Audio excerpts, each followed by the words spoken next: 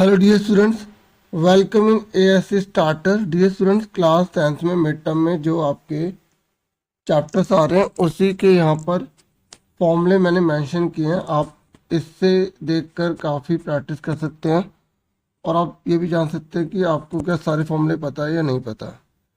Natural number 1 से start होता है, होल नंबर 0 से स्टार्ट होता है। ये लिखने का मतलब यही है क्योंकि इससे जुड़ा हुआ एक क्वेश्चन आ जाता है। प्राइम नंबर 2 से स्टार्ट होते हैं, कॉम्पोनेंट नंबर 4 से स्टार्ट होते हैं। प्राइम नंबर वो होते हैं जिसके दो एग्जैक्ट फैक्टर होते हैं। ये मैंने हिंदी में लिख रखा है, ये मैंने इंग्लिश में लिख रखा है। तो ऐसा क्वेश्चन आ जाता है, ऐसे भी एलसीएम निकालने वाला ये कि ऐसे निकालो दो लगातार अगर प्राइम नंबर है तो दो लगातार प्राइम नंबर कोई से भी ले लो, 2 और 3 ले लो तो 2 और 3, तो इसका टुकड़ा कर दो, इसका टुकड़ा कर दो, कॉमन क्या आ रहा है 1, तो एचसीएफ कितना आ रहा है 1। तो इस तरीके से ये सारे आंसर लिखे हैं। एचसीएफ अगर दो इवन नंबर है तो उनका 2 आएगा, अगर छोटा नेचुरल नंबर है, छोटा प्राइम नंबर है तो उसका भी 1 आएगा। ठीक है, हिंदी में लिखा सबसे छोटी प्राकृत संख्या, सबसे छोटी अभाज्य संख्या। ऐसे ही HCF of least prime number and least component number ऊपर फॉर्मूले देख के अपने आप खुद ही कर लेना। जैसे प्राइम नंबर से छोटा 2 होता है, कॉम्पोनेंट नंबर सबसे छोटा 4 होता है, तो इसके टुकड़े करो, 2 2 जा 4, तो दोनों में कॉमन क्या है 2। ठीक है, इस तरीके से ये क्वेश्चन करने एचसीएफ और एलसीएम को मल्टीप्लाई करोगे तो प्रोडक्ट ऑफ 2 नंबर आ जाएगा। ये फॉर्मूला है। तो आप एग्जाम में कैसे दे सकता है, जैसे ये वैल्यू दे दी और इन दोनों की वैल्यू दे दी तो ये निकालोगी, फिर इसको अपॉन में ले जाओगे। ऐसे ही हो सकता है 2 नंबर में से एक नंबर दे दे तो आप उनमें से जो नंबर दे रखे उसको अपॉन में ले जाओगे। फिर चैप्टर 2 है, मैं फॉर्मूले दिखा रहा हूँ, आपने प्रैक्टिस तो की होगी। ठीक है, तो अगर हम क्वाड्रेटिक इक्वेशन की बात करें द्विघाती की, तो शून्य को योग का फॉर्मूला -b/, में ए, और शून्य के यानी कि एक अल्फा मान लिया दूसरा बीटा, तो योग मतलब जमा, तो अल्फा प्लस बीटा की वैल्यू क्या होगी -b/, में ए। ऐसे product of zeros alpha into beta क्या होगा c/, में ए। और इक्वेशन निकालने का ये फॉर्मूला होता है x² minus alpha plus beta x alpha beta. ठीक है, और ये जो क्वेश्चन है ना अल्फा स्क्वायर बीटा स्क्वायर निकालने को आएगा तो आपको ये फॉर्मूला लगाना पड़ेगा अल्फा प्लस बीटा, और अल्फा बीटा की वैल्यू पुट कर देनी होती है। ये सारे के सारे आपके एग्जाम में काम आ सकते हैं। ठीक है, इनमें जीरोस निकालने के लिए बोल सकते हैं, तो ये हो गया 1 2 3 और ये 4 हो गया, हिंदी में शून्य। यहाँ पर लिखा गया एक्स, तो एक्स को देखना। ठीक है, चैप्टर 3 है तो चैप्टर 3 में अगर कोई भी इक्वल नहीं आ रहा तो वो 3 हो सकता है, या तो इंटरसेक्टिंग होगा, या वो यूनिक होगा, या वो कंसिस्टेंट होगा, यानी कि ऐसी इक्वेशन बनेगी। और अगर एक बराबर आ गया एक बराबर नहीं आया, अच्छा इसमें सुनो, इसमें ऐसा भी हो सकता है कि ये बराबर नहीं आया ये बराबर आ गया, ये बराबर नहीं आना चाहिए, तभी उसे हम इंटरसेक्टिंग यूनिक सॉल्यूशन कंसिस्टेंट कहते हैं। ठीक है, और अगर एक बराबर आ गया एक बराबर नहीं आया तो उसे हम क्या बोलते हैं, पैरेलल, नो सॉल्यूशन इनकंसिस्टेंट, असंगत, कोई हल नहीं, समांतर। तो आप जब ये ए कहाँ से निकालते हैं, यहाँ से निकालते हैं। जो एक्स के साथ होता है a1, वाई के साथ b1 और c अकेला, ऐसे a2 b2 c2। ठीक है, इस तरीके से ये सारे के सारे करने हैं। फिर चैप्टर 7, अच्छा चैप्टर 3 में एक सब्स्टिट्यूशन मेथड एक एलिमिनेशन मेथड है। अब उसके फॉर्मूले तो होते नहीं, उसका पैटर्न होता है, तो वो आप अच्छे से प्रैक्टिस कर लेना।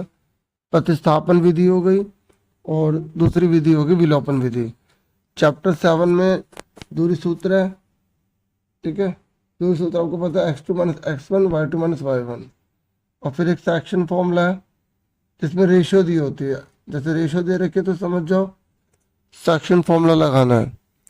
मिड पॉइंट फॉर्मूला मतलब बिल्कुल बीच की लाइन, जैसे एक सर्कल है उसमें वृत्त का केंद्र होता है ना, तो वहाँ पर कौन सा फॉर्मूला लगेगा, मिड पॉइंट फॉर्मूला।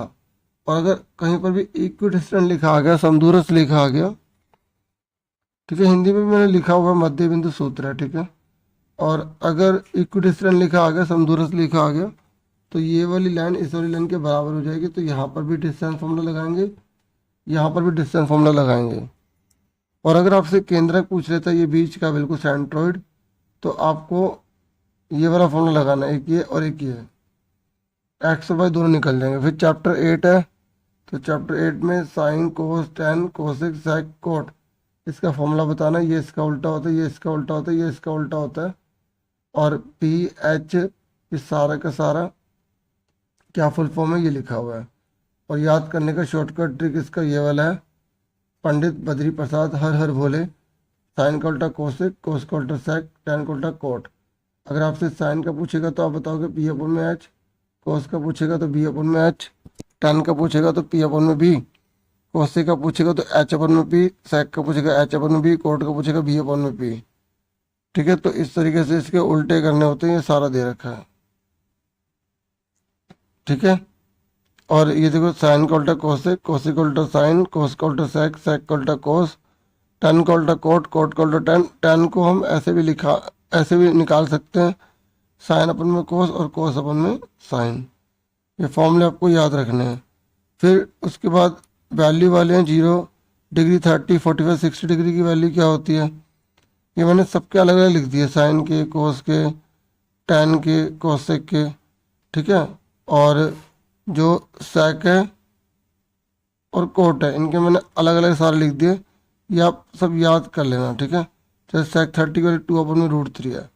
अब इसको बनाना सिखाऊं तो मैं इसको बनाना बता सकता हूँ, इसको ऐसे कर सकते हो 0 1 2 3 4, 4 से डिवाइड कर दो, फिर उसके बाद रूट निकाल लो। शॉर्टकट ट्रिक है, वो आप कहीं और से भी देख सकते हैं। ठीक है, बाकी मैंने भी एक बना रखी है, मैं सोच रहा हूँ उसको अपलोड कर दूँ। ठीक है, उसमें ना थोड़ी सी साउंड की प्रॉब्लम आ रही थी। चलो अब तो पेपर दे लो, उसके बाद ही करेंगे। तो साइन की से चलो उसको आप आराम से तभी देख लेना, अभी इसी पर रहते हैं। ठीक है, तो ये सारी वैल्यू आपको याद होनी चाहिए। साइन 0 डिग्री की 0 होती है, साइन 30 की 1/√3 होती है। सारी वैल्यू मैंने लिखी है, आराम से आप देख सकते हो। ठीक है, ये मैंने लिख भी दिया, साइन कोसेक का उल्टा, कोस सेक का उल्टा और टेन कोट का उल्टा होता है। लेकिन अब ये जो पावर में जो फॉर्मूले होते हैं, तो sine square theta cos square theta equal to 1 होता है। तो अब जैसे यहाँ पे थीटा की जगह अगर 100 लिख देगा तब भी 1 होगा। ठीक है, अगर एग्जाम में लिखा आ गया sine square 90 degree, cos square 90 degree, तो आप इसकी वैल्यू 1 लिखोगे। मतलब कहने का है कि यहाँ पर अगर वैल्यू यहाँ पर वैल्यू सेम आ गई ना, तो वैल्यू 1 होगी। तो अब इससे एक फॉर्मूला था, इससे 2 फॉर्मूले बन गए, इससे एक था, इसके 2 फॉर्मूले बन गए। ठीक है, ये सारे फॉर्मूले हैं। कोसेक स्क्वायर थीटा का फॉर्मूला क्या होगा, 1 plus coat square theta. Coat square theta का क्या होगा, कोसेक स्क्वायर थीटा -1। ठीक है, साइन स्क्वायर थीटा का क्या होगा, 1 माइनस कोस स्क्वायर थीटा, ये जो ऊपर पावर होती है इसे स्क्वायर बोलते हैं। कोस स्क्वायर थीटा का क्या होगा, 1 माइनस साइन स्क्वायर थीटा। ठीक है, इस तरीके से ये sec square theta minus tan square theta is equal to 1, sec square theta is equal to 1 plus tan square theta. ठीक है, ये स्क्वायर है, tan square theta is equal to sec square theta -1। फिर चैप्टर 9 पर आ जाओ। Chapter 9 में देखोगे नीचे से ऊपर देख रहे हैं, तो उसे हम बोलते हैं एलिवेशन, और थीटा के सामने वाले को पी बोला जाएगा और थीटा वाली लाइन को बेस बोलते हैं। ये याद रख लेना, जहाँ थीटा को उस लाइन को बेस, उसके सामने वाले को पी, और 90 के सामने वाले को एच बोलते हैं। क्योंकि देखो 90 के सामने जो ये लाइन है ये तो कभी बदलेगी नहीं। मान लो मैंने ट्राइंगल ऐसे करते तो 90 ही हो, तो ये एच कहलाएगा। ठीक है, अगर मान लो मैंने ट्राइंगल ऐसे बना दिया, तो अगर कोई मुझसे पूछेगा एच कितना होगा, तो 90 के सामने वाले को एच बोलते हैं। कोई पूछेगा बेस क्या होगा, तो मैं बोलूँगा पहले थीटा बताओ, थीटा ये है तो ये होगा बेस और ये होगा पी, परपेंडिकुलर। ठीक है, और अगर जैसे ही मैंने थीटा चेंज कर दिया, मान लो मैंने थीटा ऊपर कर दिया, तो इस लाइन को हम बेस बोलेंगे, इसको पी बोलेंगे, और 90 के सामने वाले को तो हमेशा एच ही बोलना है। क्या बोलना है, एच ही बोलना है। ठीक है, तो देखो बॉटम टू टॉप लिख दिया मैंने, नीचे से ऊपर देखेंगे तो उसे एलिवेशन कहेंगे, ऊपर से नीचे देखेंगे तो उसे डिप्रेशन कहेंगे। ठीक है, और आपको पता होना चाहिए डिप्रेशन ये एंगल होता है, ये एंगल इसके बराबर होता है, क्योंकि जेड बनता है अल्टरनेट इंटीरियर एंगल। तो हमें हमेशा ये निकालना होगा, तो अल्टरनेट इंटीरियर एंगल से निकाल लेंगे। ठीक है, ऊपर वाले को टॉप कहते हैं, नीचे वाले को बॉटम कहते हैं। ठीक है, मैंने आपको ये सारा बता दिया, अभी चलेगा। ठीक है, अभी वीडियो ख़त्म नहीं हुई। ये बॉटम है, टॉप है, देखो जितना लाइन के पास 90 के पास एंगल होगा उतना बड़ा होगा, क्योंकि उतना आगे बढ़ के बड़ा होता चला जा रहा है। तो ये मैंने ये बताया, ठीक है। जितना 90 के पास होगा उतना बड़ा एंगल होगा, और जितना ऊपर तक जाएगा उतना बड़ा एंगल होगा। इस वाले में बीटा बड़ा है और अल्फा छोटा है, ठीक है। ये अच्छे से कर लेना, क्योंकि इस पर क्वेश्चन आ जाते हैं। और कभी भी 80 फिगर वाला कोई क्वेश्चन आ गया और एंगल पूछ लिया तो आपको ये हमेशा याद रखना, अगर ये 30 दे दिया और मैंने पूछा ये कितने का होगा, तो एक ट्रायंगल का टोटल कितना होता है 180, तो ये 60 का आ जाएगा, ठीक है। फिर आपका देखो नई बुक में 11 चैप्टर है, पुरानी बुक में 12 चैप्टर है। तो ये मैंने फॉर्मूला लिख दिया एरिया ऑफ सेक्टर का। ये होता है सेक्टर, जो रेडियस और आर्क से मिलकर बनता है उसे सेक्टर कहते हैं, ठीक है। ये एमसीक्यू में खालिस्तान में दे रहता है। जो त्रिज्या और चाप से मिलकर बनता है उसे त्रिज्या खंड कहते हैं। ये फॉर्मूला लिखा हुआ थीटा बटे 360 pi r square.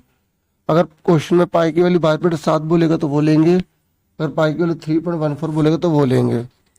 Area of segment किसे कहते हैं, जो कोड और आर्क से मिलकर बनता है। याद रखना, अगर कोई पूछे वृत्तखंड किसे कहते हैं, तो जो जीवा और आर्क से मिलकर बनता है ना, चाप से, ये जो होती है ना चाप होती है, तो जीवा और चाप से मिलकर बनता है उसे हम क्या बोलते हैं, वृत्तखंड। तो ये हमारा वृत्तखंड है। अब देखो हम सेगमेंट बोले या माइनर सेगमेंट बोले, बात है क्या। देखो अगर कोई चीज़ छोटी है ना तो हम उसको खाली सेगमेंट बोले या माइनर सेगमेंट बोले, बात एक ही है, ठीक है। एग्जाम में कंफ्यूजन करने के लिए दे सकता है कि एरिया ऑफ माइनर सेगमेंट निकालो, तो फॉर्मूला यही रहेगा थीटा बटे 360 pi r square minus 1/2 sine theta r square है, ठीक है। ठीक है, आर हमें रेडियस को बोलते हैं, पता ही होगा, त्रिज्या को बोलते हैं, ठीक है। वृत्तखंड का क्षेत्रफल ये दे रखा है। उसके बाद एरिया ऑफ क्वाड्रेंट यानी कि चतुर्थांश का क्षेत्रफल पूरे सर्कल का 1/4 हिस्सा होता है, इसलिए 1/4 पाई स्क्वायर लगा दिया। लेंथ ऑफ आर्क थीटा बटे 360 2 पाई आर लिख दो, या 2 से काट दो, थीटा बटे 180 पाई आर लिख दो, बात एक ही है। अगर लेंथ ऑफ सर्कल यानी कि सर्कमफ्रेंस पूछ रहा है ये 2 पाई आर होता है। एरिया ऑफ सर्कल पूछेगा तो पाई आर स्क्वायर हो गया। एरिया में मैंने ये चीज़ बाद में लिख दी। एरिया ऑफ सेगमेंट अगर आपसे पूछा निकालने के लिए तो आपको क्या करना है, ये सेक्टर है, इस सेक्टर में से जो ट्रायंगल है वो हटा दो, तो आपका ये आंसर आ जाएगा, ठीक है। अगर आप सेक्टर में से, ठीक है, सेक्टर में से ट्रायंगल हटा दोगे तो आपका जो है वो क्या बच जाएगा, आपका ये चीज़ बच जाएगी। तो इसी को हम क्या बोलते हैं, सेगमेंट बोलते हैं। तो ये मैंने बाद में लिख दिया, ठीक है। और ये माइनस है, ये इक्वल है, ठीक है। ऐसे हिंदी में लिखा हुआ है त्रिज्याखंड का क्षेत्रफल माइनस त्रिभुज का क्षेत्रफल इज इक्वल टू वृत्त का क्षेत्रफल, ठीक है। और अगर आपसे पैरीमीटर सेक्टर बोलेगा तो थीटा बटे 360 पाई आर प्लस 2 आर है। अगर त्रिभुज का परिमाप बोल रहे हैं ना तो थीटा बटे 360 2 पाई आर प्लस 2 आर। तो यहाँ पर मैंने काट के दिखा दिया कि 2 से कट जाएगा तो ये बचेगा। तो ये भी त्रिज्याखंड के परिमाप का फॉर्मूला होता है, थीटा बटे 180 पाई आर प्लस 2 आर। फिर एरिया ऑफ मेजर सेक्टर का फॉर्मूला होता है ये, मतलब हिंदी में मैं लिखा दीर्घ त्रिज्या खंड का क्षेत्रफल, ठीक है। वृत्त के क्षेत्रफल में से त्रिज्याखंड का क्षेत्रफल घटा देंगे, इसका शॉर्टकट होता है 360 माइनस थीटा बटे 360 पाई आर स्क्वायर। बच्चे क्या गलती करते हैं, बच्चे ने इसको इससे काट देते हैं, अरे बीच में माइनस है तो इसको इससे कैसे काट दोगे, तो ये गलत हो जाएगा। तो पहले आपको वैल्यू घटा देनी है, ठीक है। और वैल्यू घटाने के बाद आपको 360 से डिवाइड करना, पाई आर स्क्वायर से मल्टीप्लाई करना है। निकाल सकते हो वृत्त का क्षेत्रफल में से त्रिज्याखंड का क्षेत्रफल आप घटा देना। और ये मैंने लिख भी दिया, लघु त्रिज्याखंड या त्रिज्याखंड बात एक ही होती है, ठीक है। और एरिया ऑफ मेजर सेगमेंट आएगा तो एरिया ऑफ सर्कल में से एरिया ऑफ सेगमेंट घटा देंगे, ठीक है। एक डायमीटर में 2 रेडियस होती है, हिंदी में एक व्यास में 2 त्रिज्या होती है, एक त्रिज्या में आधा व्यास होता है, ठीक है। हिंदी में मैं बोल देता हूँ वृत्त का क्षेत्रफल माइनस वृत्तखंड का क्षेत्रफल, ठीक है। वृत्त का क्षेत्रफल माइनस वृत्तखंड का क्षेत्रफल। और फिर चैप्टर अगला स्टैटिस्टिक्स है, तो 1 नंबर का जैसे इन तीनों में से कोई पूछ लेगा, जैसे ये 2 वैल्यू देगा, ये पूछ लेगा, तो आपको ये वाला फॉर्मूला लगाना है, mode equal to 3 median minus 2 mean.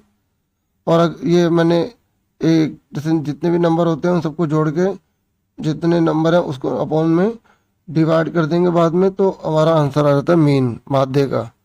ये एक नंबर में आया हुआ है, जैसे ये लिखा होता तो पूछते हैं किसके बराबर होगा, तो मीन के बराबर होगा। ठीक है।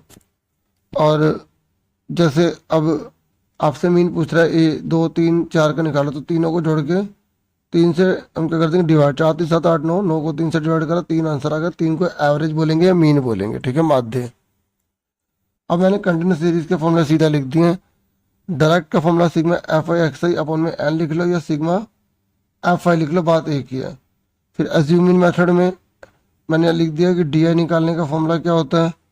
फिर स्टेप डिवीजन में यू आई निकालने का फॉर्मूला क्या होता है।